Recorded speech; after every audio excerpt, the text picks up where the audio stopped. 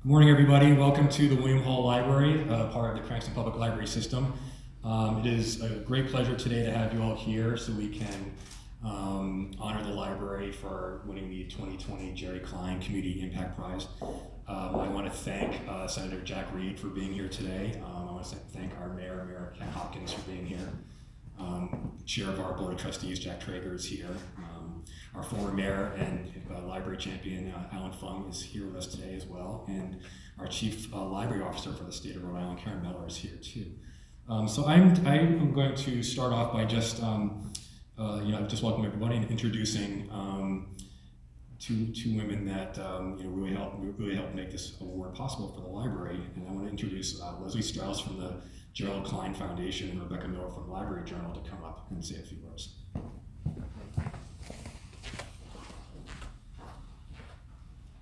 Thank you. Now I was told I could take this down and talk about it. Yes, I forgot to do that, didn't I? Okay, sorry about that. Hi everyone, it's a pleasure to be here. So I'm Rebecca Miller, I'm the publisher of Library Journal, and it's really a pleasure to be here. I'm here on behalf of Meredith Schwartz, who's the editor-in-chief of LJ and couldn't make it today. So she sends her regards and would love to be here. So hello to Meredith and all the best to you from her. I was here a few years ago in 2016, not in this library, but down the street at the main library, to present the third prize, right, the third runner-up for the Library Aware Award that was given in March of 2016. Now, if you think about the name of that award, the Library Aware Award, there's something very similar in terms of community centricity in that award, and I feel like that was just a hint of the work that this library was going to be undertaking that I think ultimately led this library, the Cranston Public Library, to win the 2020 Jerry Klein Community Impact Prize. It's been my pleasure to be involved in this prize from its origin, working closely with Leslie Strauss in that. I was not involved in the selection process as the publisher, but I was really excited to see Cranston win, and I'm excited to be here on behalf of Library Journal to help celebrate that win. I'm going to hand off to my partner in this, Leslie Strauss, who's the library grants leader from the foundation. Leslie.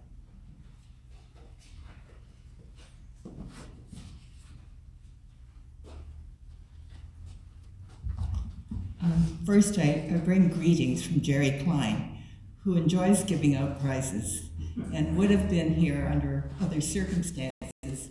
I do feel very fortunate to be here in his place, and it's not only that, I'm flying in the face of COVID and New England weather. Very, very proud to do that. And in fact, this is kind of a metaphor for what I think Cranston Public Library represents, and many intrepid librarians all across the country. It's heroic, what libraries have been doing.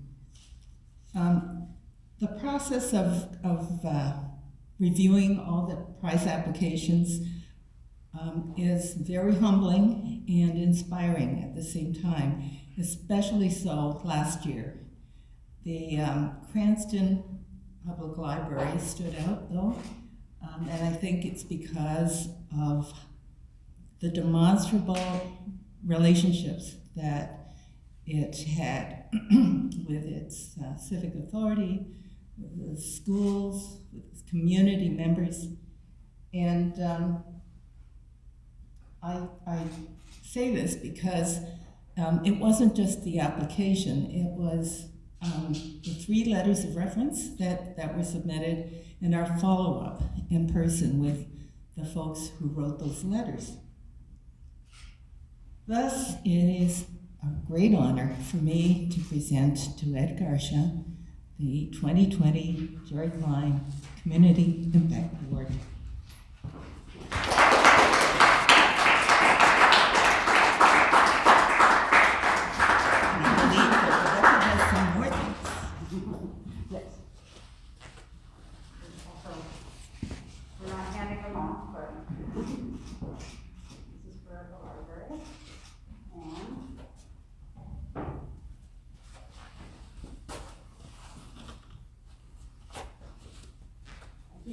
straight for Carl.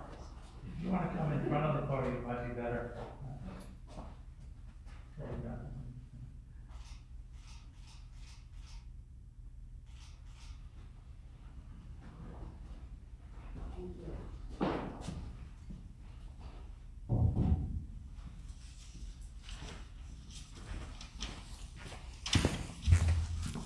Take this off this time. So, on behalf of our staff and our board of trustees, we are so proud and thankful to receive this award from the Gerald Klein Family Foundation. It's truly an honor for the library to be recognized on a national level for the work our amazing team here at the Cranston Public Library does. It's a privilege for me to lead our team, and I'm always in awe of the work that they do in the community. And I feel that for me, my leadership of our team boils down to making sure that they have the resources to do the amazing work that they do with the public every day. I also wanted to acknowledge our Assistant Director, Julie Holden. She's in the back of the room. She's been my trusted partner running this library for the past 6 years, and she doesn't always get the recognition she deserves, but her hard work and dedication make everything that we do possible, and I just wanted to thank her and acknowledge her here. I also wanted to thank our former mayor, Alan Fong. He's here today, and I wanted to thank him for not only nominating the library for this award, but really being a huge champion and supporter of the library and the work that we've done during his time in office. He was an integral part of making sure that we had the resources and the support we needed to do the work that we do. Over the past several years, we've been dedicated to building partnerships and collaborations within the community to bring about positive change. And I want to thank some of our community partners as well that worked with us when we put together the One Cranston initiative. CCAP, the Cranston Public School System, Cranston YMCA. We've been able to start some very important work in building equity, diversity, and inclusion across our community, and that work still continues now. And a special thanks to Lisa Kirschenbaum, who was our former city grant writer. She helped put together our application for this award and helped put to words our compelling story of community outreach. So I want to thank her as well. So for us, winning this prize and winning the $250,000 that come along with it is really important to us to continue the work we do to building community. We're going to be able to use this money to have our team be able to do innovative programs for the community into the future. We don't have one big project that we're spending it on, but we want to be able to have that money to be used every year. So when our team has amazing ideas for the public to do a program or a new collection or some other initiative, whether it's with technology or outreach, that we have the money to fund it. So it's going to have a tremendous impact on our community, and I want to thank Leslie and the foundation again, and Library Journal for hosting the award. It's been a really amazing honor for us to be honored by Library Journal, not just this year but also in 2016. It's been really amazing. So I want to turn it over now to our new mayor, Mayor Ken Hopkins, who's been. And I want to thank him for his support that he's always showed the library when he was a member of the city council for several years. And I am really looking forward to being a partner with him and his administration to make sure that we can continue to make Cranston one of the best places to live in the country.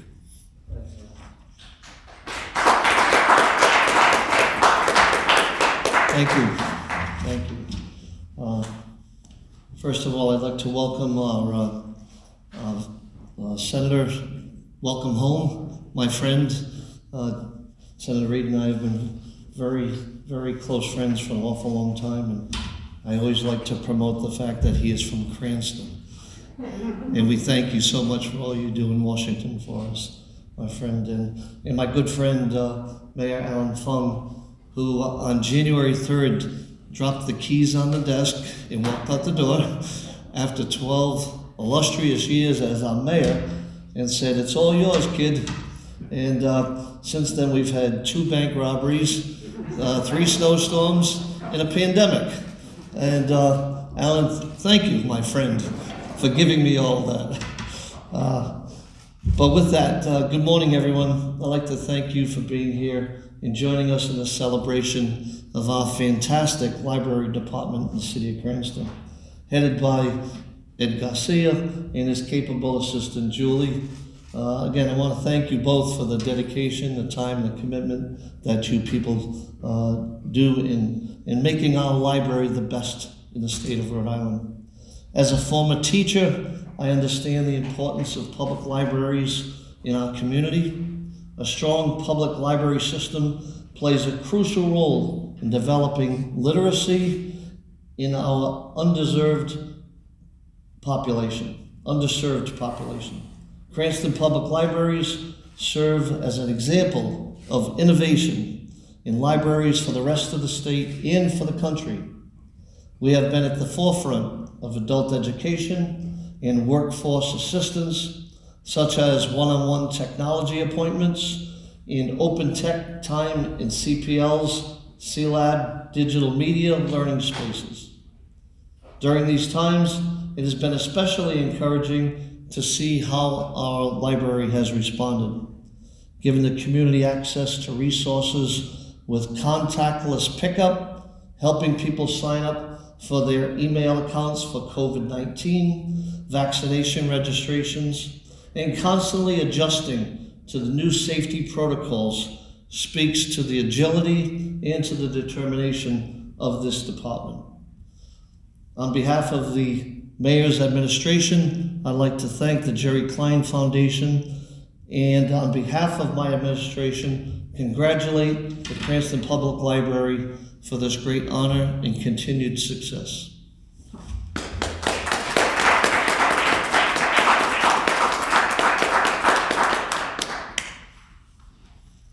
Thank you, Mayor Hopkins. So it's now my honor and pleasure to introduce our Senator Jack Reed. I've probably said this multiple times when he's come to the library, but he is truly the #1 library champion in our country and Congress. And he's always supporting not just the Cranston Public Library, libraries across the nation with important legislation to help fund innovative programs at libraries, give federal funding to library programs around the country. And he actually has a new piece of legislation that's been introduced that we asked him to talk about today, the Build America Libraries Act. And this is such an important piece of legislation where it gives funds to states to actually do library construction and renovations.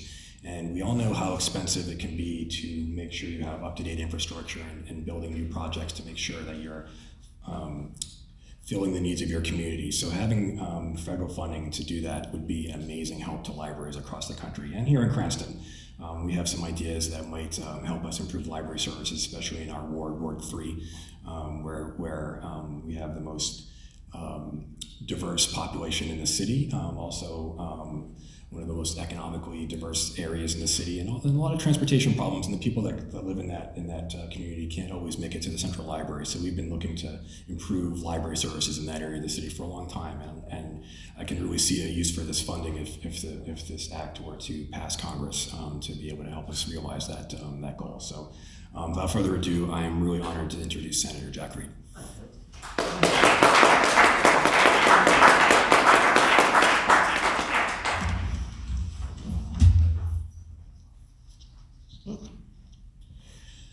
Well, first let me thank Ed Gasha and his whole staff for their extraordinary work in Cranston. Thank you particularly for that very kind introduction, but one of the remarkable aspects of the Cranston library system is not just the books and the structures and the access, it's the people.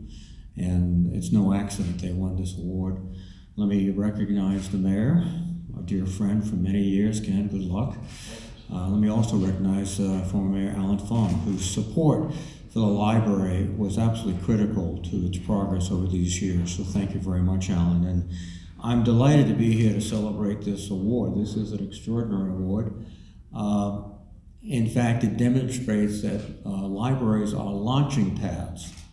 A man named Jerry Klein began his career designing and developing software working at the University of California, Berkeley Library in the 70s. And he is the benefactor today. Another young man who grew up in Cranston and used to walk up to the steps of the Auburn Public Library, when, as you all recall, is located at Park and Woodbine Street, myself, is here today to say that's what helped propel me forward. Access to libraries, and also the care and consideration of the librarians, who, other than telling you to be quiet, would actually help you find books. So the Auburn Public Library and the Berkeley have a lot in common. They've let people move forward. And the Cranston Library has always been, to me, a real special treasure. And I'm delighted, and my thanks go to Rebecca, and particularly to Leslie and everyone at the Gerald M. Klein Family Foundation for recognizing the Cranston Library. This prize is going to be well used. It's going to allow the library to continue its great efforts, to extend its reach, enhance the library's vital impact, and open up a world of opportunity for the next generation of library users. And I was touched because of the foresight of Ed to be looking at areas of diversity and economic challenge and say, we need a library there, because that will be an engine of not only growth, but equitable growth, which is so critical to our country today. It's a well-deserved recognition for a great library. And I want to just point out that the range of what libraries do today, there's a presumption, I think, about many people that it's just a place where you go get a book. Well, it's not. It's adult literacy, it's ESL training, it's technology training, and Cranston has been the forefront of this. I always tell a story. I was struck. I went up to the Pawtucket Library, and I walked in on midday. There was a few people in the reading room. There was other people wandering around, and I went and saw this line outside this room, and I walked up, and what's going on? I said, well, that's our computers, and we have to reserve them for 20 minutes, and then you have to leave, etc. Stop and think about it. You can't get a job today unless you can get on a computer, because it's not like the old days. You went in and gave your application to the nice person behind the desk, and then you waited for a call. You can't contact relatives across the globe these days without access to a computer. And we're fortunate, many of us, to have that sort of without any second thoughts. It's just there. But for a lot of Rhode Island, a lot of Americans, it's not there. And the libraries are what makes the difference. So this is a time where the libraries are even more crucial for our communities. Now, and I know Ed and the staff have been working, getting grants from here and efforts from here. And they've been assisted by Karen Mello, who's our great state library director. Thanks, Karen, for what you do. And one of their impediments, not just in Cranston, but across the state, has been infrastructure. Libraries are out of date. They were built 200 years ago. They just don't function any longer. And so that's why I introduced the Build America's Library Act. My legislation would provide $5 billion over 3 years to help build and modernize libraries across the country. And it includes addressing the concerns of COVID-19, things that we really weren't thinking about. The HVAC system was important, et cetera, but now we realize how critical it is to have a system that functions effectively. That's just one example. And we want to be able also to allow the libraries to serve more of our population, and as Ed pointed out, a more diverse population. And that requires being there, not just one location in the city and hope people make it. It's being in those communities. And these federal funds could be utilized to help build new libraries, renovate and modernize facilities to better meet the evolving needs that I've already talked about. Public libraries are a common good. They're a critical component of America's education network, connecting people to information, technology, and opportunities for advancement. They've always been that. And now we need them so much, I think, more than even in the past. And they provide so many services, serving children, seniors, job seekers, as I mentioned. And we have to go ahead and provide better support. And this infrastructure support is critical to that. Now, we're going to get through this pandemic. And when we do get through this pandemic, we're going to find we have different demands. And guess what? The libraries are perfectly positioned to help us with those demands. Many jobs aren't coming back. Virtual Meetings, I don't have to tell anyone in this room, they're not going away. Having access to information instantaneously and all of that. Libraries will play the role of helping to instruct people about new jobs, new techniques, and new technology. And so this is not about the past, this is also about the future. Now, I will be continuing working at the federal level to make sure this is done. We've got some great support. Senator Wyden, Chairman of the Finance Committee, is one of the co-sponsors. So we're looking to seize the moment in every community that benefits from a public library. We're looking to build allies. We're looking to support this legislation and rebuild our library structure. And just like Jerry Klein did and continues to do with financial awards like this, we're investing in the future of America. Thanks, Ed. A well-deserved award. Thank you all.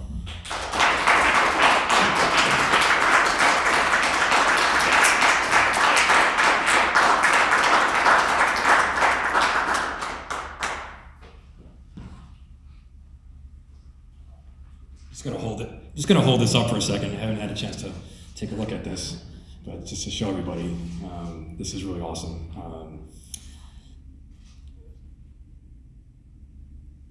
So I wish we could have done this in person with our entire staff. Clearly, during the pandemic we're living in now, we can't do that. I'm hoping some of them watch the live stream of this in the various libraries that they're working on across the city.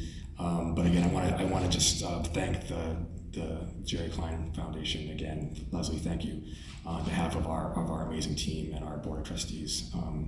I wish all the staff could have been here to share this, and we're definitely going to be celebrating, back at the other libraries for the rest of this year for sure. We're going to have some. We'll try to have a party when we can actually do that again. So thank you all for coming. We really appreciate it. Thank you.